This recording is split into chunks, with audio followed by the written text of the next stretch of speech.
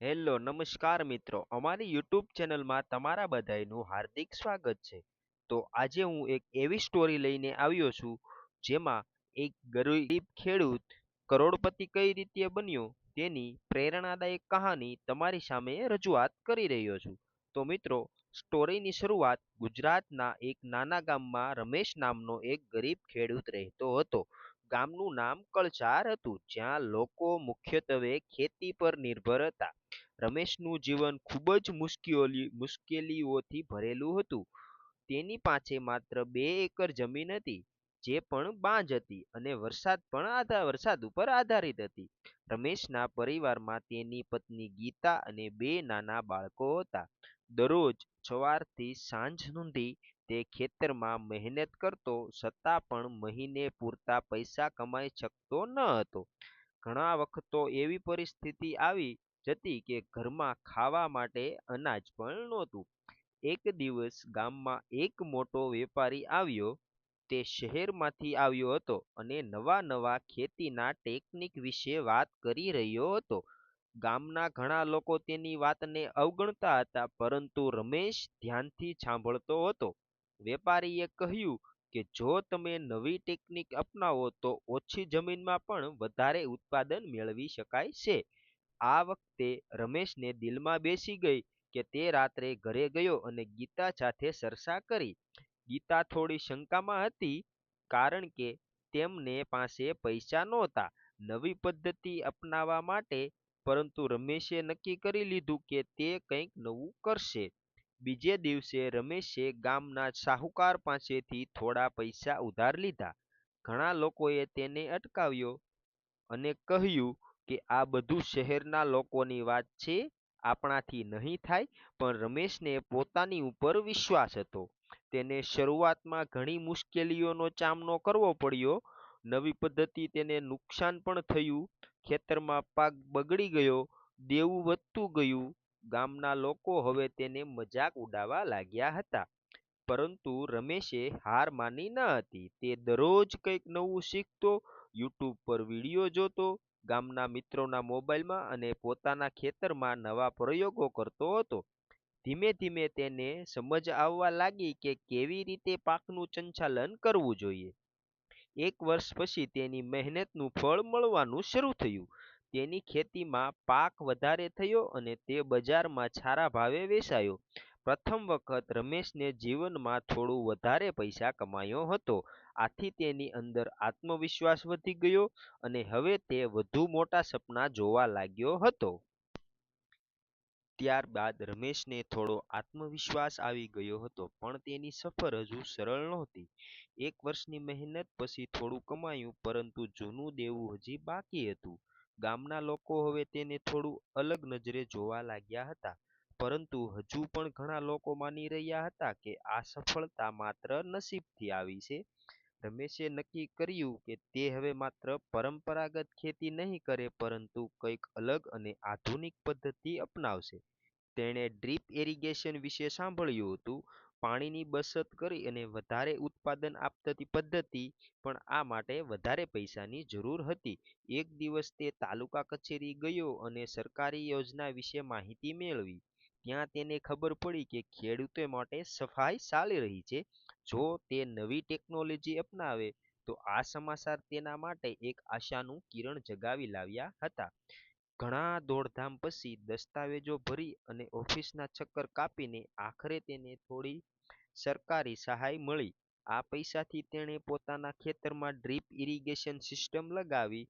શરૂઆતમાં તેને આ સિસ્ટમ સમજવામાં મુશ્કેલી પડી. ઘણીવાર પાઇપ લીક થઈ જતી, પાણીનું પ્રેશર બગડતું અને પાકને યોગ્ય પ્રમાણમાં પાણી મળતું ન હતું. ખેતરમાં જતો, સિસ્ટમ ચેક કરતો અને નવી નવી રીતો અજમાવતો હતો. ધીમે ધીમે તેની મહેનત રંગ લાવવા લાગી. પાણીની બચત થવા લાગી અને પાક વધુ સારો થવા લાગ્યો.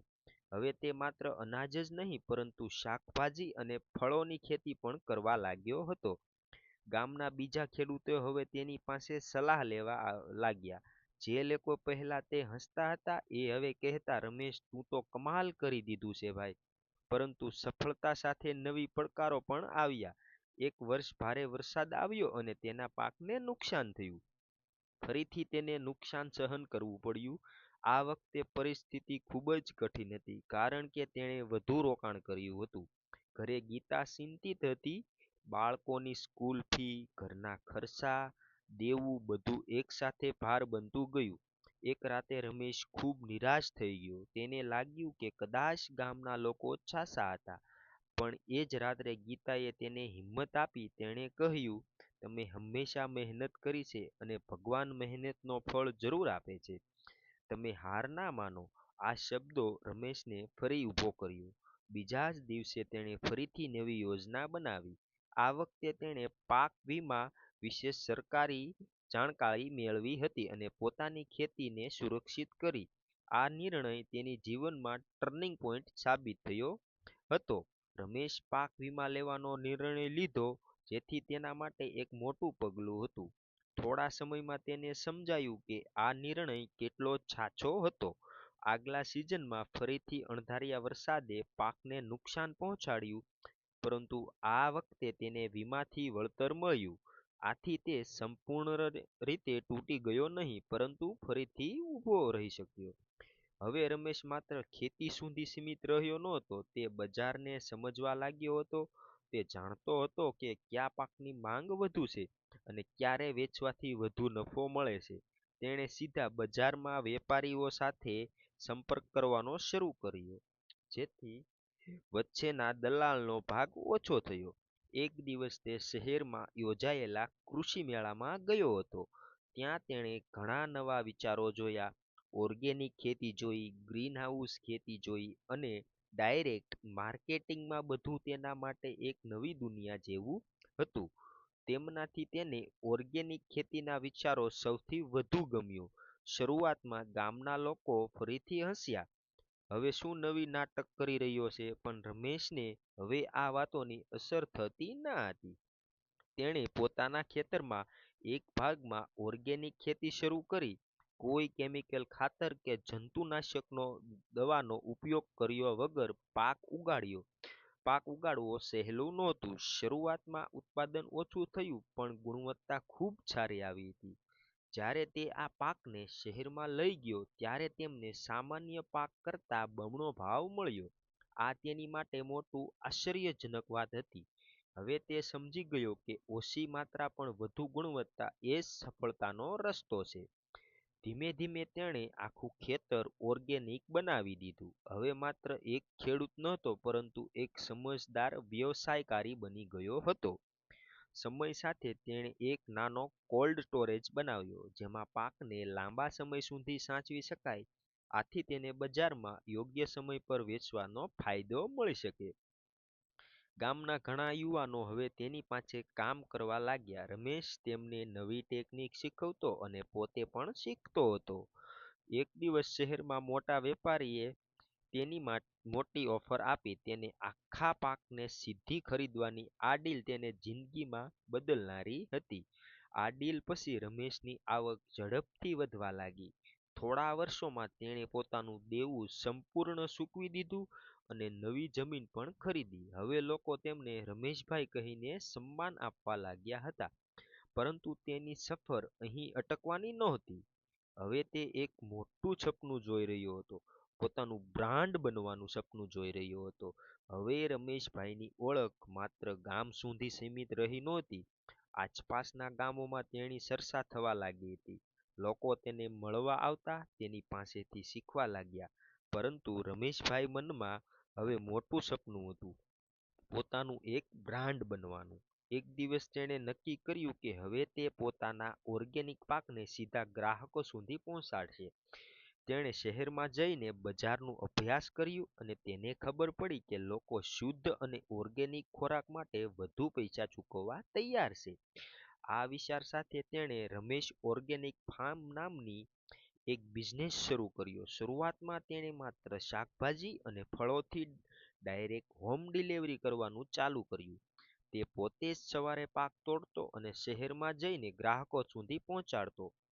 શરૂઆતમાં ગ્રાહકો ઓછા હતા, પણ જે લોકો એકવાર તેનો માલ લેતા, તેઓ ફરીથી ઓર્ડર કરતા, કારણ કે તેની ગુણવત્તા અને વિશ્વાસ ખૂબ મજબૂત હતો.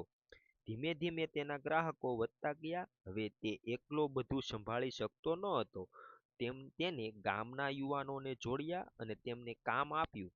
આથી ગામમાં રોજગારી પણ વધવા લાગી. સમય સાથે તેણે એક નાની પેકિંગ યુનિટ ચાલુ કરી હતી. હવે તેનો માલ સુંદર રીતે પેક થઈને શહેરના મોટા સ્ટોરોમાં જવા લાગ્યો હતો. એક દિવસ એક મોટી કંપનીએ તેની સાથે કરાર કરવાની ઓફર આપી હતી. આ ઓફર સ્વીકારે કે નહીં, આ માટે એક મોટો નિર્ણય હતો. ઘણા વિચારો કર્યા પછી રમેશભાઈને આ તક સ્વીકારી. આ કરાર પછી તેઓ બિઝનેસમેન ખૂબ ઝડપથી વધવા લાગ્યો. હવે તેનો માલ માત્ર એક શહેરમાં નહીં પરંતુ અનેક શહેરોમાં જવા લાગ્યો હતો. થોડા વર્ષોમાં રમેશભાઈએ લાખો રૂપિયાની કમાણી કરી.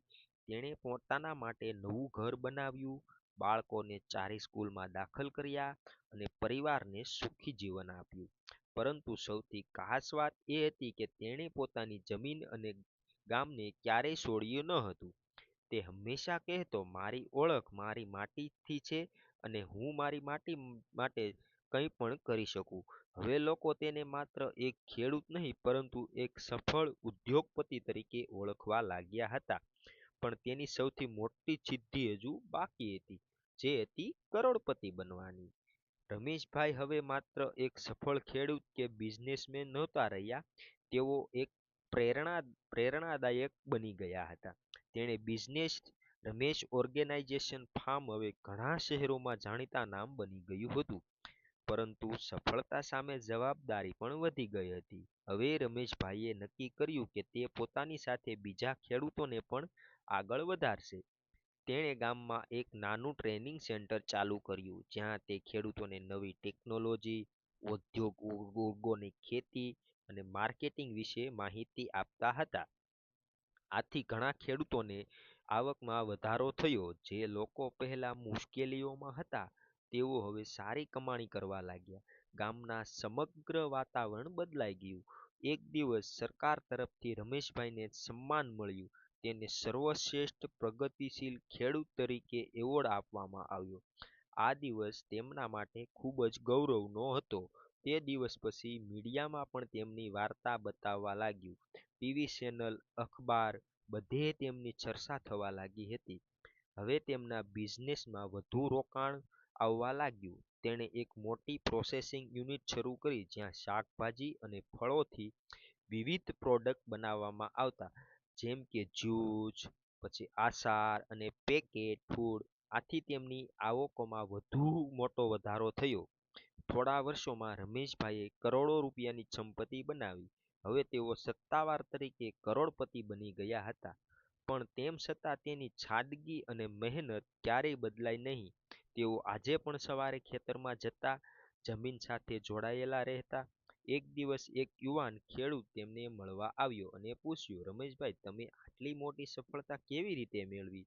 રમેશભાઈના મોઢા પર સ્મિત સાથે બોલ્યા, સફળતા કોઈ એક દિવસમાં નથી મળતી, તે સતત મહેનત અને સાચી દિશા અને ક્યારેય હાર ના માનવાના સંકલ્પથી મળે છે. આ શબ્દ માત્ર એક યુવાન માટે નહીં પરંતુ દરેક માટે એક મોટો પાઠ હતો. આ રીતે એક ગરીબ ખેડૂતથી શરૂ થયેલી સફર કરોડપતિ સુધી પહોંચી. પરંતુ સાચી સફળતા પૈસામાં નહીં પરંતુ બીજા લોકોને આગળ વધારવામાં હતી. તો મિત્રો, તમને આ વિડીયો કેવો લાગ્યો? જો મિત્રો વિડીયો તમને સારો લાગ્યો હોય તો વિડીયોને લાઈક કરી દેજો, ચેનલને સબસ્ક્રાઈબ કરી દેજો અને એક કમેન્ટ કરી દેજો. અને તમે પણ મિત્રો જીવનમાં આવી જ રીતે આગળ પ્રગતિ કરતા રહો અને રમેશભાઈ તરીકે એક મોટા બિઝનેસમેન બનો, તેવી અમારી મનોકામના. આભાર. Thank you.